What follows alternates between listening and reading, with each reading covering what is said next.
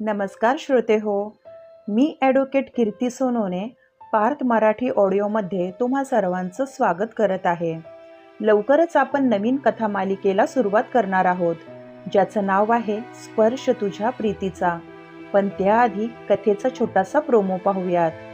मुलाजवळ शेती हवी पण शेतकरी नवरा नको, हे ब्रीदवाक्य आपल्याला नेहमी ऐकायला मिळते.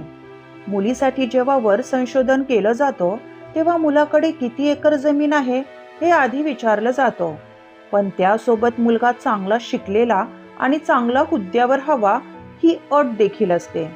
अशामध्ये जर एखादा कष्ट करणारा शेतकरी मुलगा जो दिवसभर शेतात घाम गाळतो, आपल्या कुटुंबाची जबाबदारी उत्कृष्टपणे पेलतो, पण फक्त शिक्षणाचा अभाव असल्यामुळे त्याने शिकलेल्या मुलीची अपेक्षा करणे चुकीचे आहे का?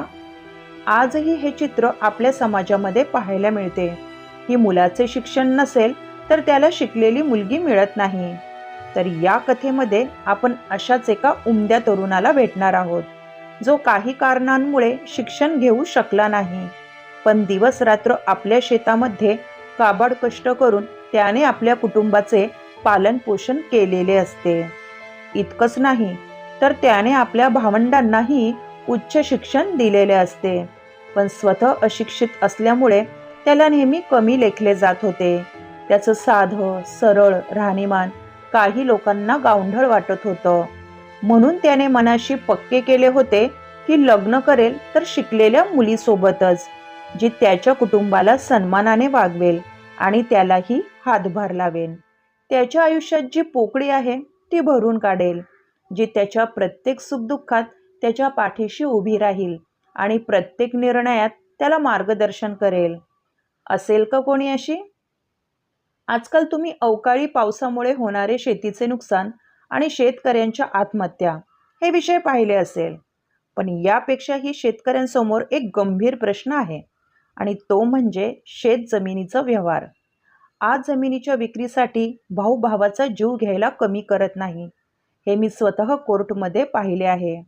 आजकालची पिढी, ज्यांना शेतीचं महत्त्व माहीत नाही, ते काही पैशासाठी आपल्या जमिनीचा सौदा करतात. हेच कारण आहे आज तुम्हाला गावांमध्ये मोठमोठ्या बिल्डिंगी उभ्या राहिलेल्या दिसतात. म्हणून गावचे सौंदर्य कमी होत आहे. पण जेव्हा जमिनीचा पैसा संपतो तेव्हा शेतकऱ्यांवर उपासमारीची वेळ येते. शेती आपल्यासाठी किती महत्त्वाची आहे हे मी या कथेतून मांडण्याचा प्रयत्न केला आहे. कथा काल्पनिक असली तरीही आजही गावांमध्ये हे चित्र पाहायला मिळतं. त्यामुळे काही घटना या वास्तववादी असण्याची शक्यता आहे, पण त्याचा कोणत्याही व्यक्तीशी संबंध नाही. कोणाच्याही भावना दुखावल्या जाणार नाही याची लेखिकेने पुरेपूर काळजी घेतली आहे. तर आता संपूर्ण कथा ऐकण्यासाठी आमच्या चॅनलला सबस्क्राईब करा. धन्यवाद.